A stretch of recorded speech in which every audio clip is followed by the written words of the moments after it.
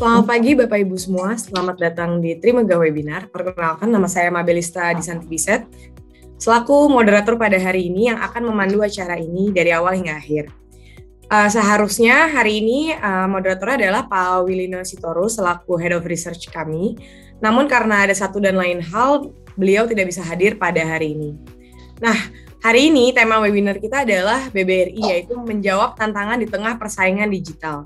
Dan kita akan bersama-sama menggali lebih dalam bersama narasumbernya. Sebelum kita lanjutkan, saya bacakan peraturan yang perlu kita sepakati bersama ya.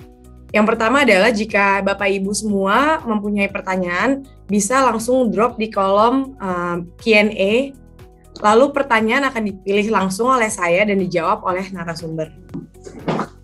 Dan jangan lupa buat teman-teman dan Bapak Ibu sekalian, kita punya beberapa program yang menyediakan tentang informasi hangat, update market, dan juga jadwal-jadwal event Trimegah. Seperti Trimegah Market Talk, setiap Senin sampai Kamis jam 12, ada Invest Talk di hari Jumat jam 16.30, dan juga Clubhouse kami di Selasa dan Kamis jam 4. Nah, tanpa berlama-lama lagi, Bapak Ibu yang hadir, kita perkenalkan narasumber kita, yaitu Bapak Ahmad Royadi selaku Head of Investor Relation PT Bank Rakyat Indonesia Persero Tbk. Selamat pagi Pak, apa kabarnya? Pagi Mbak Mabel, baik kabarnya, sehat-sehat selalu Mbak ya? Ya, terima kasih Pak, sehat-sehat selalu Pak. Oke, tanpa berlama-lama lagi juga, saya mempersilahkan Bapak Ahmad Royadi untuk melakukan pemaparannya dan presentasinya. Dipersilahkan Pak. Terima kasih Mbak Mabel. Assalamualaikum warahmatullahi wabarakatuh. Selamat pagi Bapak Ibu sekalian. Terima kasih sudah bergabung di acara ini. Mungkin dalam 1 jam ke depan kita akan sama-sama berdiskusi. Saya akan mengupdate mengenai strategi digital BBRI ya. Tentunya sebelum kita masuk ke digital, saya sedikit update kondisi terakhir di BRI. Dan mungkin secara umum perkembangan kondisi di Indonesia ya. Kalau kita lihat di slide ini, tagline kita sekarang kita cautiously optimistic, moving closer to the end of the tunnel ya. Jadi ini berbeda dengan sebelumnya. Kalau sebelumnya tagline kita lihat light at the end of the tunnel, sebelumnya lagi kita moving forward to the end of the tunnel. Sekarang kita mudah-mudahan sudah moving closer ya, dekat dengan ujungnya tunnel pandemi ini. Namun demikian kita tetap BRI tetap meskipun optimis tetap berhati-hati. Kalau Bapak Ibu sekalian lihat di grafik kiri atas, secara umum kondisi pertumbuhan ekonomi Indonesia meskipun masih negatif di Q1 2021, cuman kalau kita lihat di sini grafiknya trennya sudah mulai membaik ya. Dari 4 kuartal yang lalu di Q2 2020 -5, selanjutnya membaik menjadi -3, dan kuartal 4 2020 -2, dan terakhir di sekitar -0,74. Jadi selain juga GDP yang membaik, secara umum nilai tukar kita juga relatif membaik ya. Hal ini juga tercermin dari survei atau riset yang rutin kita lakukan. Kita memiliki BMSI Index, BRI Micro and SME Index. Secara umum sudah mulai membaik ya dari kuartal-kuartal sebelumnya. Baik dari Business Activity Index mencerminkan aktivitas bisnis dari pelaku UMKM. Selain itu juga dari sisi ekspektasi dari aktivitas bisnis mereka, dan juga Business Sentiment Index juga sudah mulai baik. Jadi kalau kita lihat trennya, kembali ke slide yang sebelumnya, itu sejak Q2 2020 ini trennya terus mulai membaik ya Bapak Ibu sekalian. Selanjutnya juga kita masih lihat perkembangan dari COVID. Kalau bulan lalu rata-rata harian sudah turun, mudah-mudahan pemerintah dan kita bersama-sama dapat menjaga tren ini, dan dampak dari libur lebaran kemarin juga mudah-mudahan tidak terlalu menambah banyak ya. Itu dari sisi COVID, dan juga vaksinasi juga secara umum on track. Selain itu juga Bapak Ibu sekalian, kalau kita lihat dari perkembangan pertumbuhan mikro sendiri di grafik kiri bawah ya, ini secara umum komposisi pertumbuhan mikro terus meningkat, meskipun di kuartal lalu BRI hanya tumbuh 1,4% ya. Namun ini masih lebih tinggi dibandingkan dengan industri yang minus 3% ya. Jadi jauh lebih baik dari industri.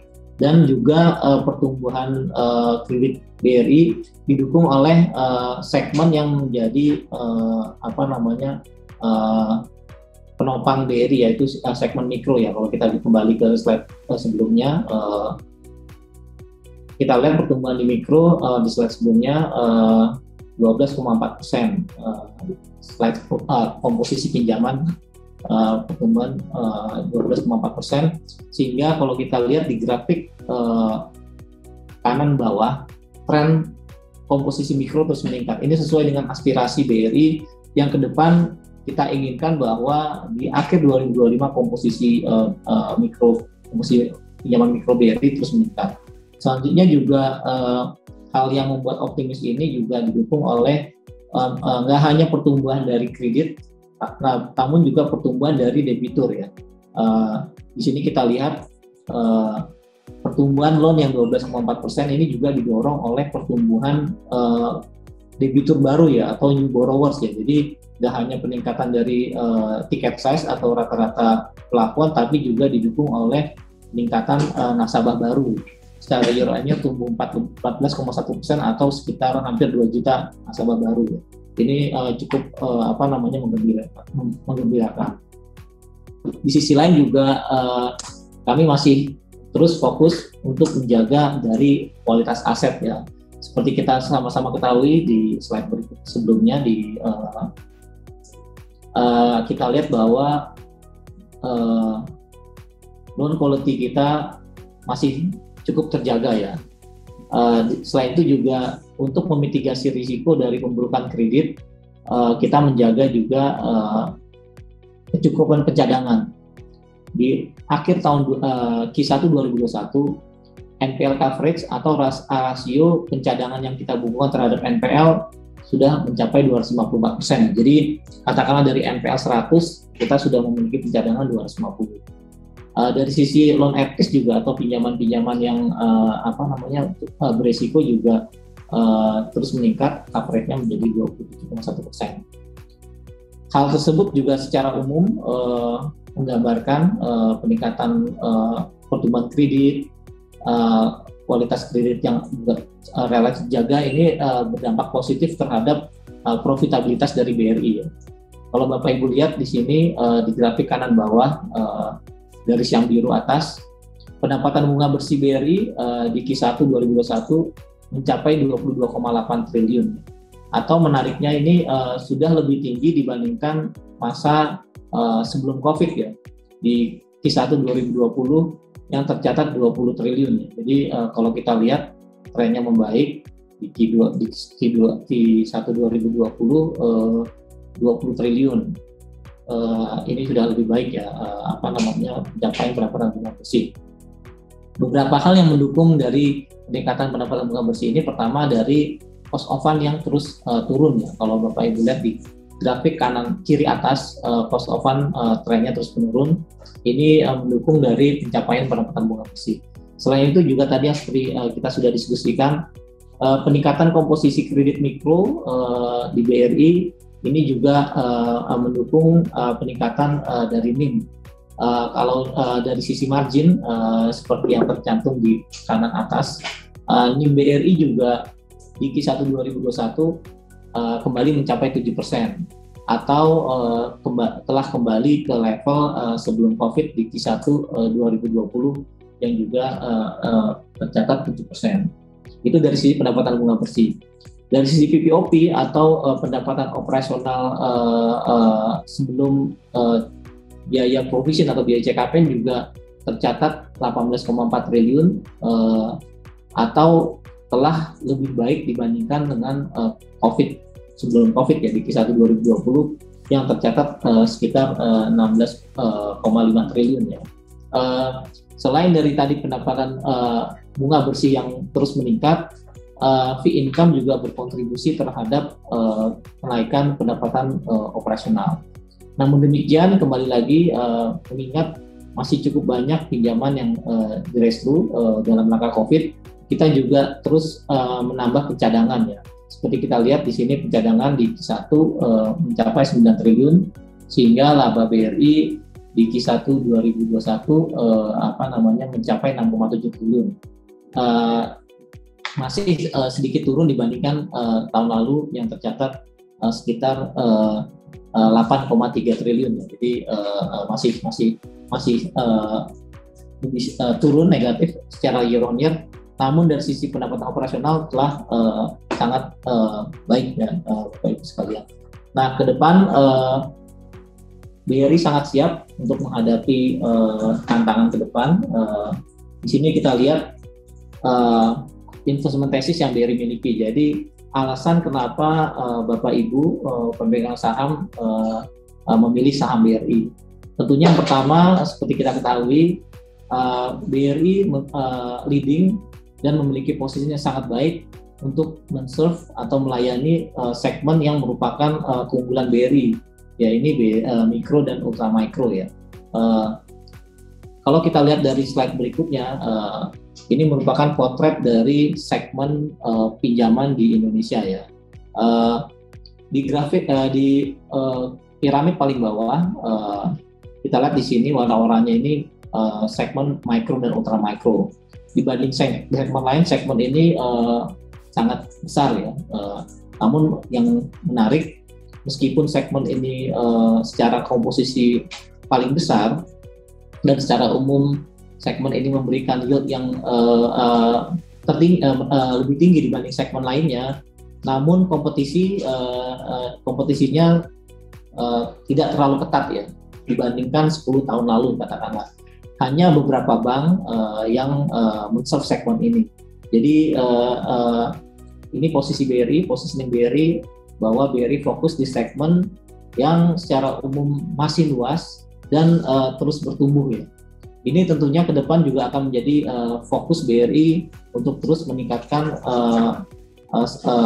kredit di segmen mikro dan ultra mikro. Sesuai dengan tagline BRI bahwa ke depan BRI terus grow smaller in terms of dari ticket size. Jadi kita mensasar segmen-segmen yang lebih kecil lagi. Grow shorter, kita mensasar kredit-kredit yang tenornya pendek. Jadi sekarang kita sudah mulai bisa menargetkan segmen-segmen kredit yang tenornya pendek. Sebelumnya kita nggak masuk segmen ini karena terlalu costly buat kita ya. Namun dengan adanya teknologi digital inisiatif, kita bisa mengisi segmen yang sebelumnya kita tinggalkan ya. Jadi segmen-segmen di bawah pohon. Sebelumnya kita hanya memiliki Kupedes, terus juga KUR. Namun sejak 2-3 tahun lalu dengan digital transformasi yang kita miliki, kita bisa men-serve kredit di bawah KUR ya. Baik dengan meluncurkan digital loan product yang punya BRI sendiri, ataupun kita kolaborasi atau partners with fintech dan e-commerce. Salah satu contoh keberhasilan BRI untuk dapat men-serve segmen di bawah KUR mikro itu pada tahun lalu pada saat pemerintah meluncurkan KUR super mikro, kita dapat menambah peminjam sebanyak 1,4 juta borrowers tanpa menambah loan officer ya, tanpa menambah kantor ya. Jadi ini merupakan salah satu bukti bagaimana BRI mampu memonetasi digital transformasi yang BRI lakukan ya.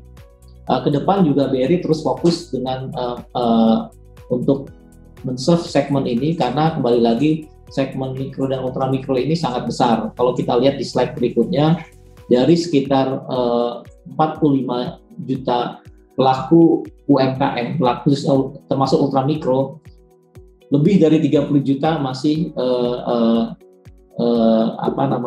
belum terlayani ya. Ini merupakan ke depan potensi pertumbuhan BRI ke depan sesuai dengan strategi yang BRI miliki, dan juga market ini terus meningkat ya, mengingat population di Indonesia masih relatif young ya, masih muda ya. Kalau kita lihat lebih detail lagi, dari 45 juta pelaku UMKM termasuk mikro, hanya 15 juta yang terlayani oleh formal financial institution, baik bank, bisnis gadai, grup lending, BPR maupun fintech ya. Hanya 15 juta yang sudah terlayani. Kita masih memiliki 30 juta pelaku UMKM, mikro dan ultra mikro yang belum terlayani. Ini ke depan yang merupakan salah satu sumber pertumbuhan BRI dan sesuai dengan strategi yang saat ini BRI lakukan untuk fokus meningkatkan atau men-tap segmen mikro dan ultra mikro. Itu merupakan investment thesis yang pertama. Yang kedua juga dengan strategi di atas yang fokus dengan mikro dan ultra mikro, strategi kita untuk men-unlock sumber pertumbuhan baru juga dibarengi dengan BRI sebagai first mover di ESG implementation. Jadi kita nggak hanya memperhitungkan hanya pertumbuhan, namun juga kita juga sangat fokus bagaimana perusahaan ini sustain ya. Tentunya dengan menerapkan prinsip-prinsip environment, social, and governance di setiap aktivitasnya ya. Jadi kita lihat di sini BRI sebagai salah satu first mover di Indonesian Sustainable Banking. Selain itu juga BRI memiliki portofolio terbesar di di loan atau di kredit yang masuk kategori sustainable business activities ya. Ada hampir 580 triliun dengan komposisi 65%. Selain itu juga BRI di 2019 merupakan bank pertama yang di slide sebelumnya, bank pertama yang menerbitkan sustainable bond ya di Asia Tenggara. Dan juga di IDX sendiri BRI termasuk anggota dari ESG Leader Index ya. Ke depan BRI terus fokus untuk mengintegrasikan prinsip-prinsip ESG ini ke semua business activities. Ini merupakan investment thesis yang kedua. Selanjutnya investment thesis yang ketiga, kenapa Bapak Ibu atau investor harus invest di BRI? Dengan digital transformation yang BRI lakukan, BRI memiliki strong position untuk men-serve market Indonesia yang unik ya, yang kuat unik ya. Jadi posisi BRI sebagai hybrid bank ini kita pikir strategi yang tepat untuk dapat melayani market Indonesia yang unik. Kita ketahui sama-sama perubahan dari customer behavior sangat cepat ke arah digital. Di satu sisi juga seperti tadi saya sudah diskusikan bahwa market di Indonesia masih potensi masih besar sekali dan relatif masih tumbuh ya. Kita sama-sama lihat di sini lebih dari 190 juta penduduk Indonesia di usia produktif dan terus masih terus bertumbuh. Ini merupakan market yang cukup sangat menarik ya. Selain itu juga seperti saya sampaikan, masih ada lebih dari 30 juta pelaku mikro dan ultra mikro yang belum terlayani oleh perbankan. Jadi ini merupakan kombinasi market yang sangat baik sekali. Namun demikian jangan lupa Indonesia masih yang merupakan kepulauan masih memiliki tantangan sendiri ya. Makanya dengan posisi BRI sebagai hybrid bank mengkombinasikan antara digital capabilities yang BRI miliki ditambah dengan strong network presence di mana BRI memiliki outlet 9.200 seluruh Indonesia dan juga BRI memiliki bisnis keagenan bekerja sama dengan nasabah kita. Kita punya 500.000 agen dan juga kita memiliki financial advisor yang berpengalaman lebih dari 37.000. Ini posisi BRI yang kami pikir sangat pas untuk menjawab tantangan di era digital. Di satu sisi juga sangat pas untuk men-serve, melayani market di Indonesia yang belum seluruhnya siap di digital. Namun kita telah siap dengan digital capabilities yang kita miliki. Secara umum kita memiliki 3 pilar strategi. Yang pertama digitizing core, yang pada intinya ini kita memperbaiki bisnis proses, memperbaiki bagaimana kita melakukan loan underwriting sehingga dapat melayani nasabah dengan lebih baik dan lebih efisien. Kalau Bapak Ibu lihat di slide kiri atas, kita sejak 2017 telah memiliki Brispot. Brispot ini merupakan digital loan underwriting application. Dengan Brispot, financial advisor atau RM kita bisa memproses pinjaman sangat cepat. Kalau sebelumnya butuh 2 minggu, saat ini dengan Brispot loan officer bisa melakukan proses pinjaman hanya 2 hari ya. Jadi dengan Brispot ini mereka bisa akses kredit biro data, bisa akses Dukcapil melalui gadgetnya mereka ya.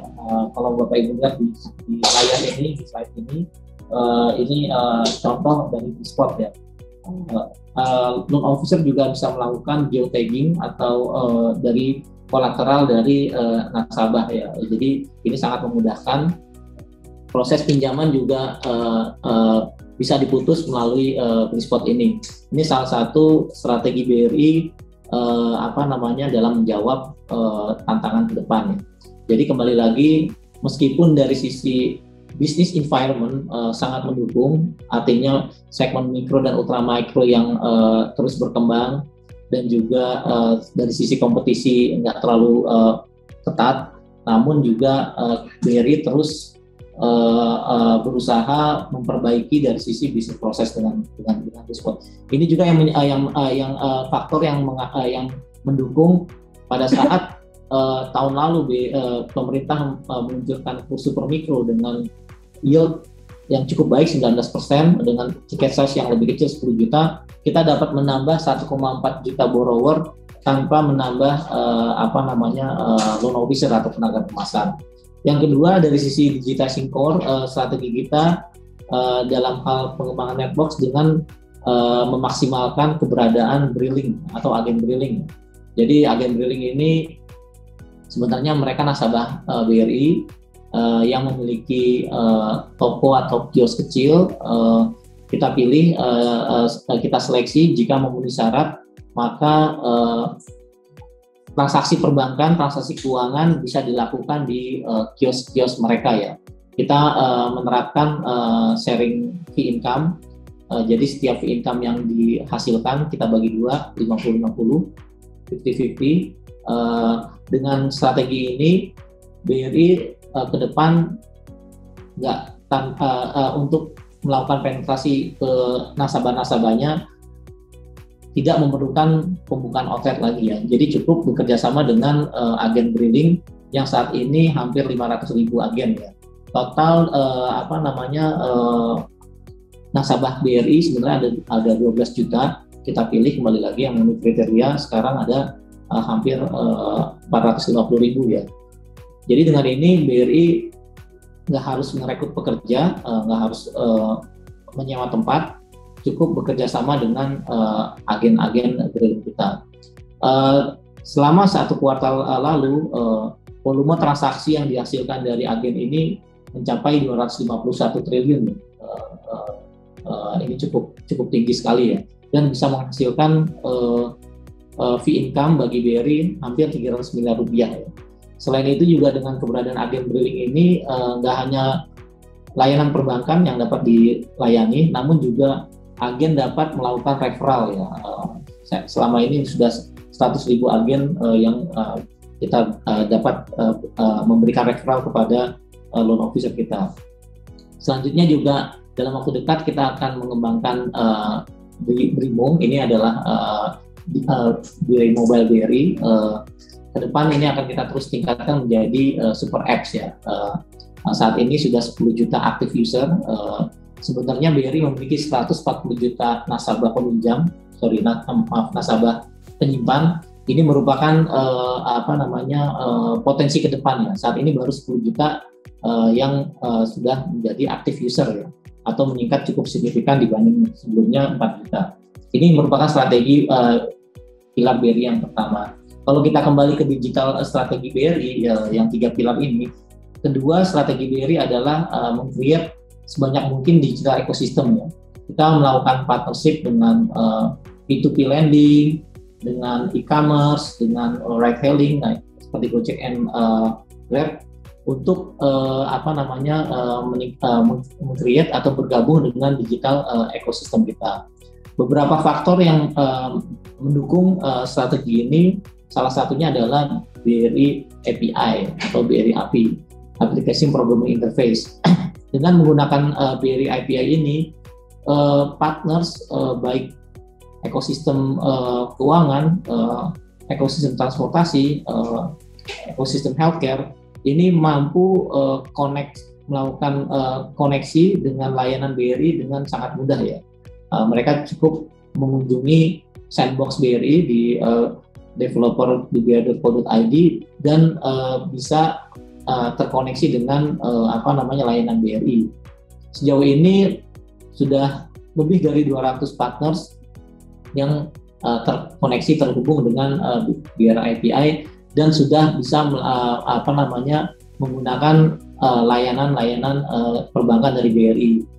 5 contoh layanan yang paling sering digunakan adalah virtual account. Jadi kalau Bapak Ibu mungkin belanja online dan juga bagi nasabah yang belum memiliki rekening bank, bisa belanja contohnya di Tokopedia, Bukalapak dengan membayar melalui BRI virtual account ya, aplikasi BRI Briva ya. Dan mereka cukup datang ke agen kita punya kembali lagi 500.000 agen sampai pelosok-pelosok sehingga memudahkan transaksi e-commerce ya. Selain itu juga business inquiry, money transfer, Breezy dan direct debit ini merupakan 5 service yang paling banyak digunakan oleh payment ecosystem. Ini contoh bagaimana BRI terus mengembangkan payment ecosystem. Selain itu juga faktor yang lainnya juga yang mendukung dari digital initiative BRI adalah BRI memiliki venture capital ya. Jadi BRI memiliki perusahaan anak venture capital yang memang tugasnya mendukung BRI dan BRI Group. Cara mendukungnya adalah dengan BRI Ventures ini langsung invest di di fintech, e-commerce, sehingga memudahkan kolaborasi antara fintech tersebut dengan BRI dan BRI Group ya. Ini contoh investment portfolio yang BRI Ventures lakukan ya.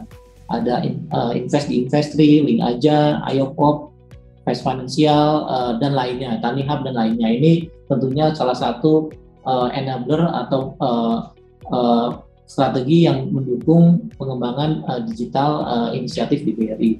Itu pilar kedua. Kalau kita kembali ke digital strategi, pilar terakhir adalah new digital proposition.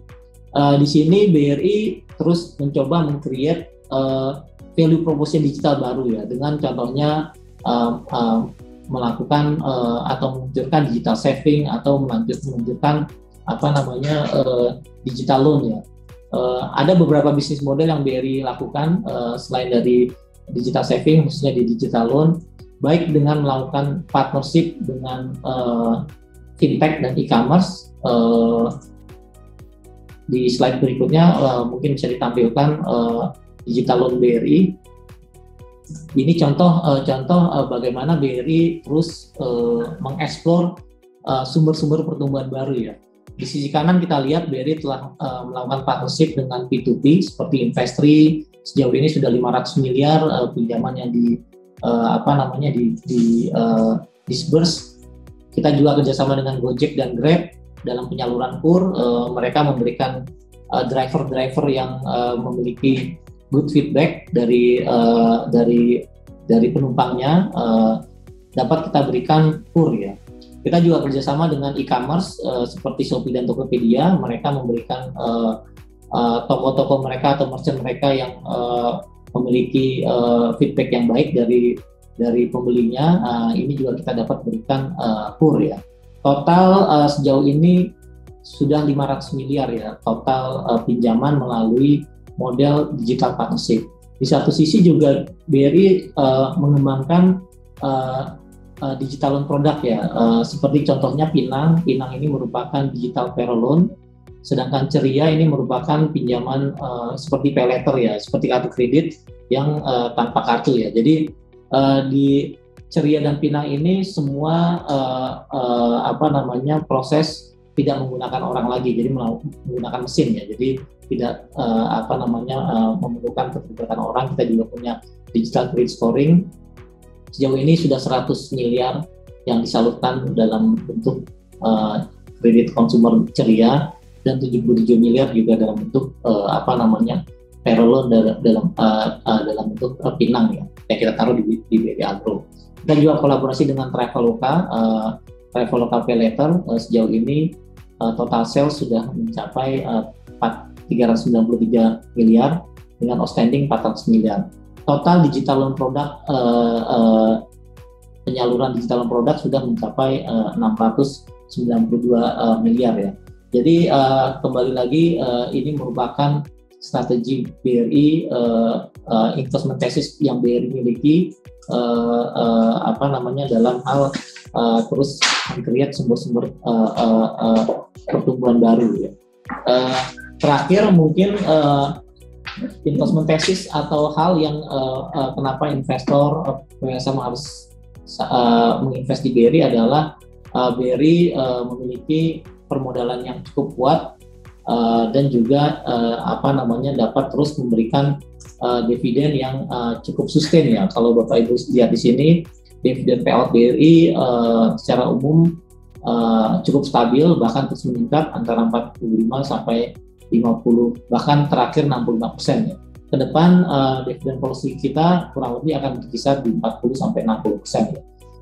Dengan kondisi permodalan yang cukup baik, bahkan sangat baik 19%, BRI mampu mendukung pertumbuhan kredit ke depan, terutama dengan BRI yang masuk ke mikro dan ultra mikro. Namun di satu sisi juga permodalan cukup terjaga yang dapat mengabsorb potensi jika ada risiko ke depan, dan tentunya kembali lagi BRI terus mendeliver value kepada pemegang sahamnya, salah satunya dalam bentuk pembayaran dividen yang cukup sustain ya. Mungkin demikian kalau kita kembali ke investment thesis. Secara umum itu merupakan investment thesis yang BRI miliki.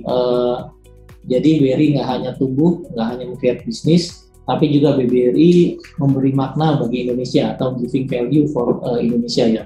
Dengan fokus kita yang di mikro dan ultra mikro, meningkatkan inklusi keuangan. Namun di satu sisi juga BRI sangat memegang teguh prinsip-prinsip environment social governance. Mungkin demikian Mbak Mabel presentasi dari kami. Mungkin selanjutnya silakan jika ada pertanyaan. Oke, terima kasih Pak Ahmad atas pemaparannya, sangat bagus ya. BRI udah memfokuskan ke digital. Ini mungkin sebelum kita lempar pertanyaannya ke teman-teman semuanya, saya ada beberapa pertanyaan dari saya. Mungkin yang pertama adalah kita udah ketahui bahwa BRI akhirnya menunjuk Agro sebagai bank digitalnya. Lebih nanya ini sih Pak, kira-kira progresnya sampai mana dan keunggulan kompetitif yang ditawarkannya seperti apa. Lalu yang kedua dari saya adalah untuk strateginya di tahun ini ya, kira-kira BRI itu akan fokus ke deposit or lending, dan kalaupun deposit ataupun lending, kira-kira lendingnya kemana? Terima kasih Pak. Ya Mbak Mabel, jadi memang sebagai salah satu strategi BRI dalam terus mengembangkan digital inisiatifnya, digital transformasi, selain kita memiliki venture capital yang untuk mendukung BRI dan BRI Group dalam pengembangan digital, juga kita memiliki anak perusahaan agro yang kita posisikan sebagai digital attacker ya. Ini masih dalam proses transformasi juga di agro. Kita sudah melakukan pergantian direksi, beberapa BOD kita tempatkan yang sesuai dengan arah agro sebagai digital attacker ya. Di sana ada Pak Kaspar yang sebelumnya juga EVP dari Digital Center of Excellence, terus juga kita ada juga hire dari beberapa dari direksi dari dengan background digital. Selanjutnya juga ke depan dari sisi portofolio agro miliki ini akan kita pelan-pelan akan kita shifting dari sebelumnya banyak kredit komersial, ini akan kita kurangi yang kredit yang masih lancar, yang baik mungkin akan dipindahkan ke BRI, sedangkan kredit yang NPL akan ditangani oleh pihak ketiga, sehingga ke depan mungkin dari sisi portofolio akan sedikit mengecil, namun dari sisi profitability dengan fokus BRI yang BRI Agro Digital ini akan dari sisi profitability akan semakin baik ya, dan dengan memisahkan salah satu perusahaan anak yang fokus digital, diharapkan BRI Agro lebih agile ya, sebagai digital attacker ya. Seperti kita ketahui dari sisi regulator, izin dari digital bank sendiri ini sebenarnya nggak hanya satu ya sebagai digital bank, tapi juga izin yang harus dimiliki adalah izin per produk, izin per aktivitas ya. Jadi ini mungkin agro sudah memiliki beberapa izin seperti digital loan, ke depan juga akan memiliki izin sebagai API untuk memudahkan strategi BRI Agro sebagai digital attacker dan sebagai house of fintech ya. Mungkin itu terkait dengan BRI Agro sebagai digital attacker. Ke depan mungkin saat ini proses perizinan juga masih ada di regulator di OJK. Setelah semua perizinan ada, mungkin nanti Agro sendiri akan share ke Bapak Ibu teman-teman investor ya. Nah, ke depan di tahun ini untuk strategi BRI, kalau kita lihat di guidance bahwa loan growth BRI ke depan sekitar 6-7%, mikro masih menjadi tulang punggung dalam pertumbuhan. Kita harapkan mikro dapat tumbuh double digit seperti saat ini yang tumbuh sekitar 12%. Sedangkan segmen lain akan di bawah, mungkin di slide berikutnya kelihatan. Nah ini 6-7% loan growth. Dari sisi LDR kita mau jaga di sekitar 85%. Artinya dengan Q1 LDR yang sekitar 86%, deposit akan kita jaga tumbuh sesuai dengan loan ya. Mungkin itu Mbak Mabel, dengan adanya strategi digital kita harapkan juga peningkatan kasa terus meningkat ya. Oke Pak, terima kasih ya Pak sudah menjawab. Lalu mungkin ini ada beberapa pertanyaan dari teman-teman semuanya yang ada di sini. Kita langsung bacain aja nih ya Pak. Kira-kira sebenarnya kan karena temanya hari ini menjawab tantangan di tengah persaingan digital ya Pak. Ya. Sedangkan kalau digital itu kan sangat sensitif banget sama yang namanya teknologi dan juga internet gitu. Nah, gimana caranya strategi BRI yang dilakukan di kota kecil pelosok untuk merealisasikan era bank digital Pak? Karena diketahui bahwa sebenarnya banyak banget pelosok-pelosok yang memang belum untap gitu pasar teknologinya dan juga internetnya gitu. Ya, kembali lagi saat ini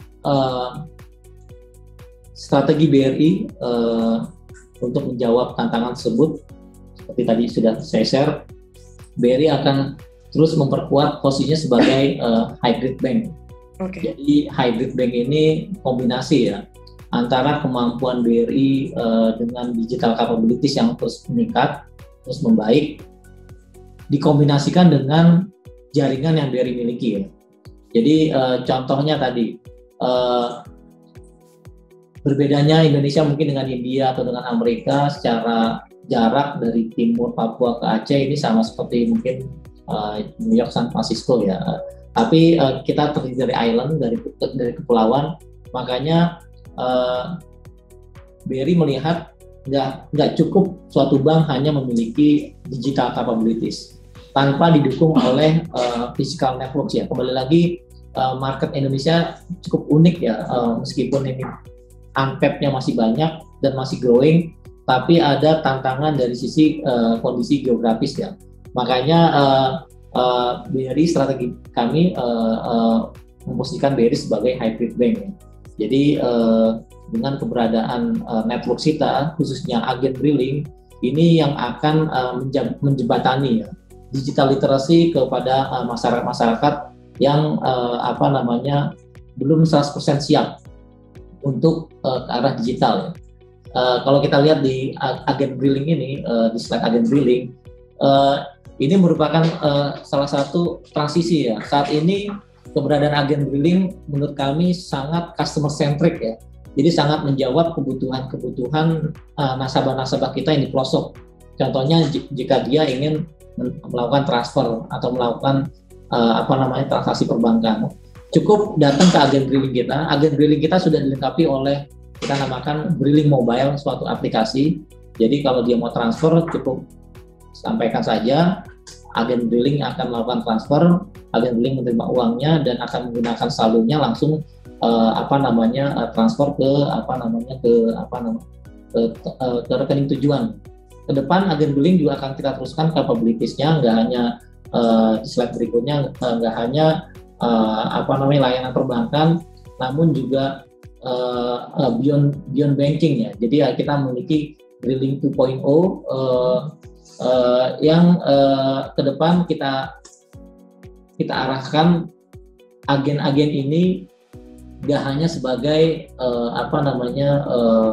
men-serve banking transaction, tapi juga beyond banking ya. Jadi contohnya di sini pembayaran e-commerce seperti Bukalapak, terus juga Dino Market, terus juga dapat memberikan pembelian tiket seperti Traveloka. Ini contoh bagaimana BRI menjembatani antara perkembangan digital seperti membeli tiket online, membeli e-commerce. Namun di lain sisi ada market yang sepenuhnya belum siap ya. Mereka ingin melakukan transaksi secara online, membeli tiket, membeli e-commerce, tapi cuma dia belum yakin menggunakan gadgetnya sendiri ya. Mereka mungkin sudah menggunakan smartphone tapi belum terlalu convenience atau nyaman menggunakan gadgetnya. Disinilah keberadaan agen drilling yang BRI miliki ini sangat penting ya untuk men-serve ini. Once pada saat semua nasabah di rural sudah siap untuk pindah ke pure digital, kembali lagi kita sudah menyiapkan Brimo ya, Brimo BRI Mobile yang ke depan akan kita posisikan ini sebagai super apps-nya BRI. Jadi mungkin itu salah satu strategi BRI untuk menjawab perkembangan digital di satu sisi, namun juga untuk mendukung digital literacy di nasabah-nasabah di rural sambil menyiapkan mereka untuk siap untuk melakukan semua transaksi digital melalui mobile. Mungkin itu Mbak. Jadi tetap butuh human research-nya ya Pak, jadi nggak full digital biar jadi banknya hybrid. Ya, jadi betul Mbak. Jadi di masa transisi kita masih menggunakan keberadaan agen drilling dan RM BRI sebagai financial advisor-nya mereka ya. Mungkin itu yang saat ini kelebihan BRI dibandingkan bank-bank pure digital atau bank-bank yang masih konvensional. Jadi kita memposisikan sebagai hybrid bank. Oke. Iya Pak. Lalu pertanyaan selanjutnya, jadi kan dengan transformasi digital ini sekarang dan juga kayak bank digital lagi marak gitu, apakah ada dampak efisiensi biaya operasional atau overhead dengan melakukan transformasi digital ini Pak, khususnya dalam kredit mikro ataupun UMKM? Ya, salah satu fokus pada saat kita men-roll out digital strategy kita sadar men-serve atau melayani segmen mikro ini sangat baik dari sisi yield ya, karena memberikan yield yang paling tinggi. Namun di satu sisi tantangannya adalah bagaimana kita terus bisa memanage OPEX dengan baik ya, karena kita harus memiliki network yang besar, banyak, memiliki financial advisor yang banyak, dan juga melayani nasabah dengan tiket size yang kecil. Makanya di awal kita memiliki strategi yang pertama kita namakan mendigitaskan bisnis proses dengan Brisport ya. Jadi dengan Brisport ini financial advisor BRI yang kita namakan Mantri ini dapat sebelumnya ini tanpa Brisport dia proses pinjaman lebih dari 2 minggu, sekarang dengan Brisport dia bisa pinjaman hanya hitungan hari ya, bahkan lebih kecil dari 2 hari. Dengan ini nggak hanya lebih banyak nasabah yang bisa terlayani, sebelumnya 300, sekarang sudah hampir 500 per financial advisor atau per mantri ya. Ke depan bisa kita dorong lagi dengan bisnis model yang kita sedikit modifikasi dengan keberadaan agen briling, bahkan kita targetkan dalam 1 tahun 2 tahun ke depan satu loan officer bisa menghandle mungkin sekitar 1.000 ya, kembali ke slide Brisport ya. Jadi dengan ini produktivitas dari loan officer juga sangat tumbuh signifikan ya. Ini juga sebagai contoh yang tadi saya sampaikan, dengan adanya segmen baru kurs super mikro, kita dapat menambah 1,4 juta nasabah baru, 1,4 nasabah baru dengan outstanding sekitar 10 triliun tanpa harus menambah orang. Jadi ini salah satu contoh bagaimana kita memonetize digital inisiatif ya dengan Brisport ini. Yang kedua juga dengan agen briling ya. Dengan agen briling kalau kita lihat networks kita mungkin bisa dibantu slide dari networks, posisi networks kita. Dengan keberadaan agen briling ini kita bisa melayani lebih banyak nasabah tanpa kantor yang banyak, tanpa menambah kantor ya. Jadi kalau kita lihat total kantor BRI, outlet BRI turun ya, dari 2016 10.000 menjadi sekitar 9.200 atau turun dalam 4 tahun terakhir turun 1.200. Namun ini bukan berarti service level ke nasabah berkurang, karena penurunan jumlah kantor ini dikompensasi dengan peningkatan branches agen ya, yang di 2016 84.000 menjadi hampir 450.000 agen ya. Ini sedikit turun karena kita seleksi agen-agen yang kurang produktif, kita tutup, kita cari agen yang lebih produktif lagi. Jadi ini menggambarkan bagaimana strategi digital BRI mampu mendukung OPEX lebih baik ya. Jadi dengan kantor yang terus-menerus berkurang, dengan jumlah pekerja juga yang secara umum terus berkurang, namun dapat meningkatkan produktivitas ya, dapat melayani nasabah lebih banyak lagi dan lebih terjangkau lagi. Mungkin itu Mbak Mabel. Oke Pak, terima kasih. Jadi tadi poinnya adalah di mana dalam digitalisasi ini bisa mengurangi OPEX, bahwa subscribernya itu nambah 1,4 juta nasabah baru dengan outstanding 10 triliun, tapi nggak ada nambah orang ya Pak? Iya. Oke, ini pertanyaan terakhir ya Pak yang akan saya tanyakan pada hari ini dari teman-teman semuanya. Bagaimana update pelaksanaan dan hambatan dalam proses integrasi sistem layanan digital pasca merger 3 bank BUMN syariah menjadi BRIS? Ya, jadi sebenarnya per Maret kemarin dengan mergernya BRI Syariah, BSN dan BNI Syariah, BRI Syariah sudah tidak di bawah konsolidasi BRI lagi ya. Karena kepemilikan di BRI Syariah turun dari sebelumnya sekitar mungkin 80%, sekarang tinggal sekitar mungkin 16% ya, 17% ya. Jadi sebenarnya sekarang BRI Syariah sudah dikonsolidasi oleh Bank Mandiri. Jadi bukan di BRI lagi. Jadi mungkin saya bisa terlalu banyak mengupdate pasca merger 3 bank syariah tersebut ya. Gitu Pak. Oke. Terima kasih banyak Pak, nggak kerasa waktunya sudah di penghujung acara. Terima kasih banyak Pak Ahmad atas paparannya. Kembali ke tema diskusi hari ini, beberapa conclusion dari diskusi kita di pagi hari ini adalah yang pertama, BBRI sebagai bank yang ditopang oleh Micro, tahun ini menargetkan strategi loan growth tumbuh 5-6%, di mana mikronya masih tumbuh double digit ya Pak. Lalu di tahun ini juga BBRI menargetkan strateginya yaitu hybrid bank, di mana nggak 100% jadi digital bank, tapi juga masih bisa untap market yang tidak terjangkit atau tidak terkena internet gitu, dengan ada juga masih ada branch-nya, tapi juga digitalisasinya tetap jalan ya.